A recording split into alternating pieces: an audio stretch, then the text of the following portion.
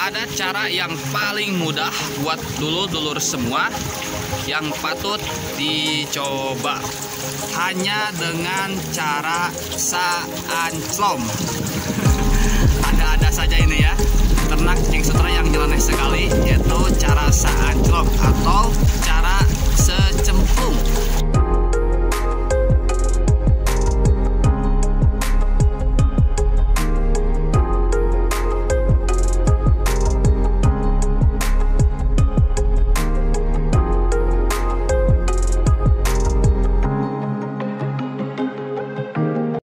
Assalamualaikum warahmatullahi wabarakatuh. Salam merah menggoda dan salam satu media. Doa yang terbaik buat dulur-dulur semua, semoga sukses selalu dan sehat selalu, dan juga banyak rezekinya lur. Amin ya Allah ya robbal alamin.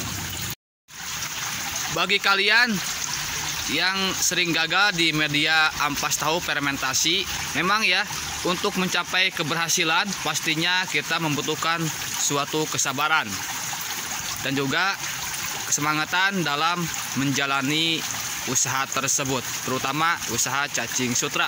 Oke lur, ada cara yang paling mudah buat dulur-dulur semua yang patut dicoba. Karena kenapa?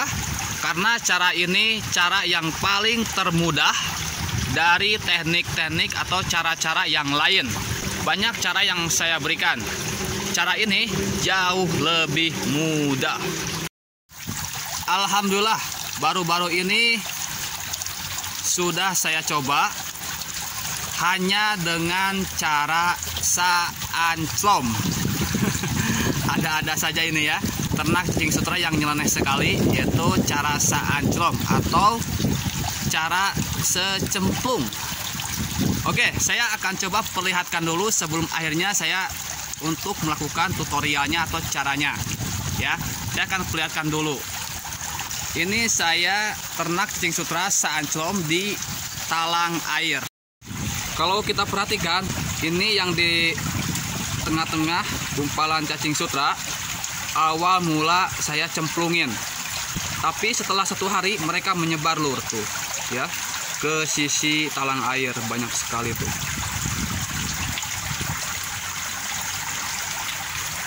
Dan nantinya mereka akan berkembang memadati area talang air. Sekarang coba perhatikan yang di nampan lur, di sisi nampan nih. Tuh. Banyak. Nanti cacing sutra akan berkembang, akan jadi seperti ini nih. Nah, ini dia ya. Kita coba lihat cacingnya dan lihat medianya. Ini cacingnya merah-merah dan ini di bawahnya tuh medianya lur. Oke. Tuh.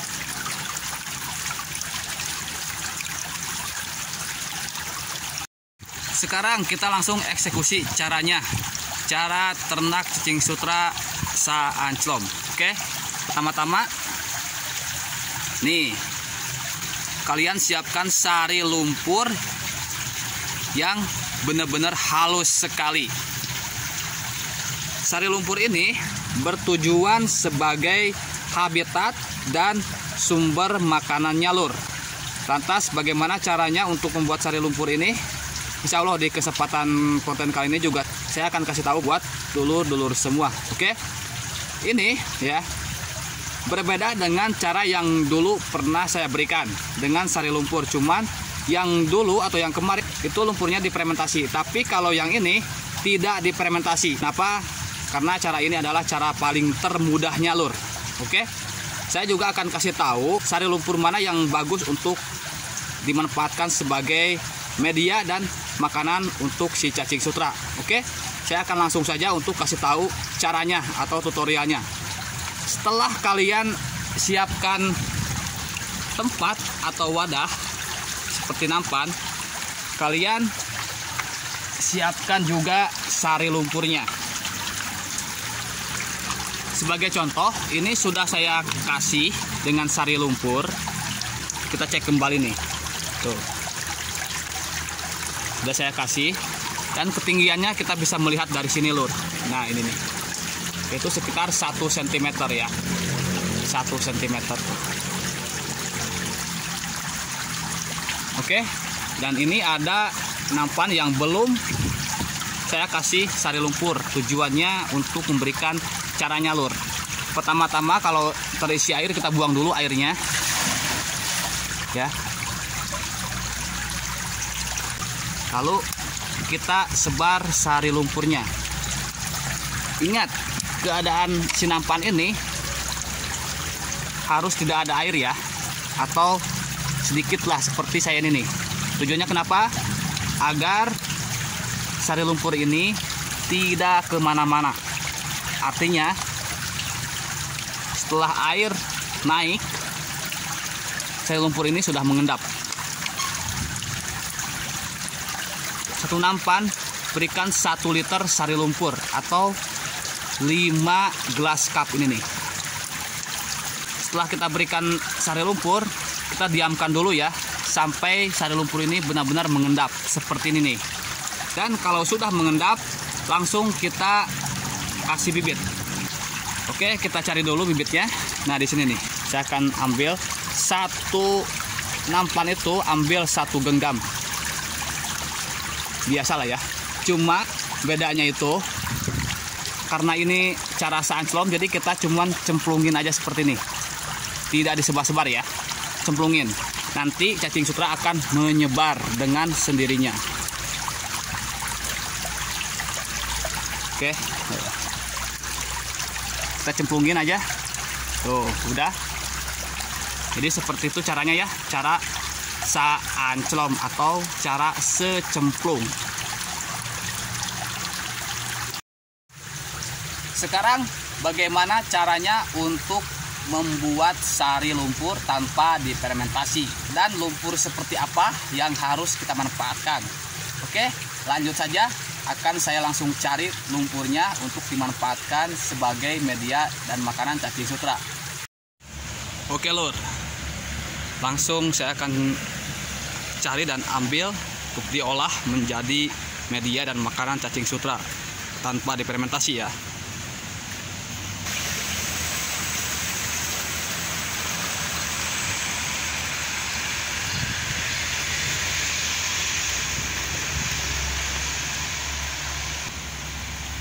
Nah di sini ya lur, saya mencari lumpur yang benar-benar halus sekali. Ingat, lumpur yang kita manfaatkan kalau bisa harus bekas kolam ikan. Bekas kolam ikan ya. Kenapa? Karena lumpur bekas kolam ikan banyak sekali sumber makanan untuk si cacing sutra. Nanti juga saya akan kasih tahu makanan yang lain selain dari lumpur yang sudah kita ambil dari kolam. Sewaktu-waktu habis kandungan nutrisinya. Oke, lanjut saja. Nah, saya turun. Di sini ada monsternya lur ya. Kalau kita perhatikan nih, ini monsternya ini nih. Nih. Ada buaya. Tuh. Kayaknya saya harus cepet-cepet nih. Dia semakin mendekat sepertinya. Oke. Persiapan wadah. Lalu kita ambil lumpur. Ingat, lumpur yang diambil hanya lumpur yang bagian halus. Pasti kerasa lah ya. Nah ini nih. Dia warnanya tuh sudah agak kehitaman kayak gini nih.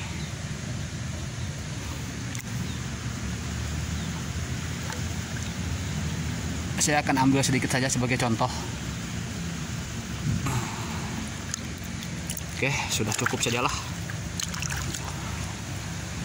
Jadi lumpur kolam itu sebenarnya banyak sekali manfaatnya lur, baik untuk tanaman maupun untuk cacing sutra.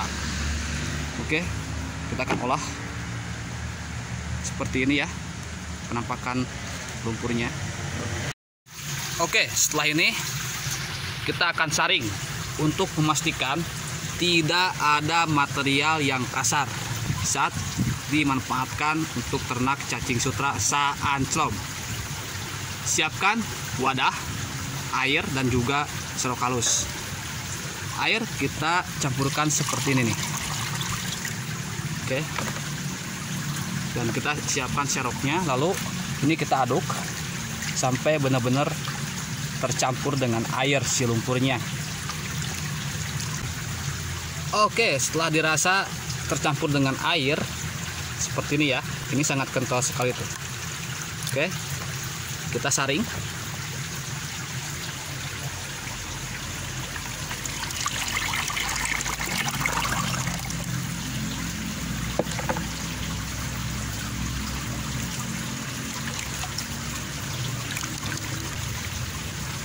Sudah ya.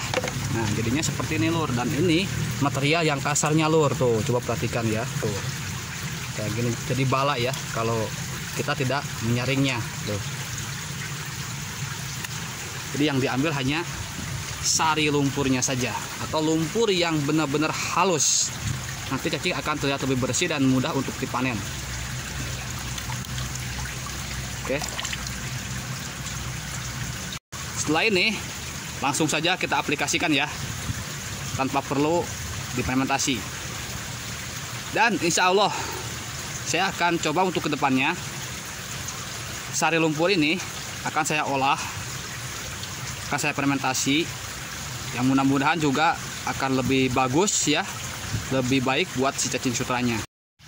Kalau sari lumpurnya masih tersisa seperti saya ini ya, ini bisa kita simpan untuk pemberian nanti biasanya di hari ketiga. Oke, kita simpan saja seperti ini untuk pemakaian selanjutnya. Oke lur, sekarang apa makanan cadangan kalau sewaktu-waktu sari lumpur ini kadar nutrisinya menurun? Jadi perlu kita tambahkan ya, tentu harus kita beri makan setiap hari agar cacing sutra terus berkembang biak dengan baik lur. Jadi kita bisa menambahkan makanan lain seperti pelet yang kadar proteinnya di atas 20%, kita bibis, atau lebih bagus difermentasi ya, paling tidak dibibis lah, dibibis biar mudah hancur, dicampur dengan air, lalu kita berikan ke cacing sutra seperti itu ya, sangat mudah sekali. Atau bisa juga dengan ampas tahu fermentasi, dan pemakaiannya tidak usah banyak-banyak, secukupnya saja. Itu sebagai makanan tambahan sewaktu-waktu kalau sari lumpur tersebut kadar nutrisinya menurun atau kehabisan makanan. Oke, nanti akan jadi seperti ini lur.